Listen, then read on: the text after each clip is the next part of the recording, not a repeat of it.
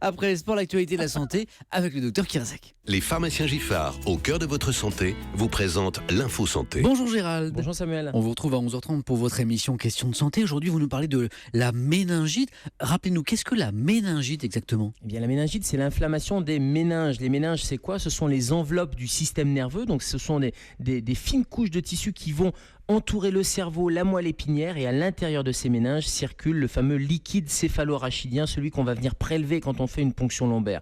Alors toutes les méningites ne sont pas graves, hein.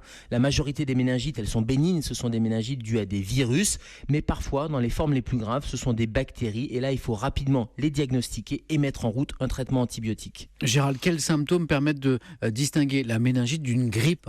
C'est toute la question, parce qu'il faut repérer ces symptômes rapidement. Si vous avez simplement un peu de fièvre, des douleurs un peu musculaires, pas de panique, c'est très souvent un syndrome viral. En revanche, il faut repérer les symptômes d'un syndrome méningé. Le syndrome méningé fébrile, c'est quoi ? C'est vous avez des maux de tête violents, importants, de la fièvre, une crainte de la lumière, ce qu'on appelle la photophobie. Vous ne supportez pas l'éclairage, par exemple.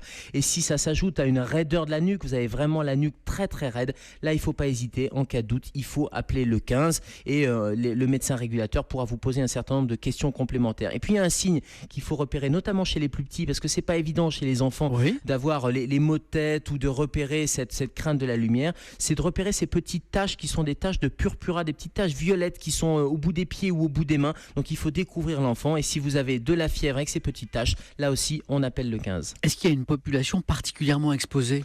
Justement, ce sont les enfants ou les adolescents ou les jeunes adultes, donc c'est la population la plus exposée et puis la plus difficile à diagnostiquer, parce que vous allez pouvoir repérer un changement de comportement chez un bébé, mais c'est pas le bébé qui va vous dire j'ai mal à la tête. Et puis il y a une période aussi qui est un peu à risque, c'est la période dans laquelle on va rentrer, c'est le début de l'hiver, le printemps, mais il faut se rassurer parce qu'il y a beaucoup de méningites qui sont des méningites sans gravité, et puis surtout il existe un vaccin qui est recommandé, donc parlez-en à votre médecin. Merci beaucoup docteur Kirzek. À demain dans Europe 1. Bonjour.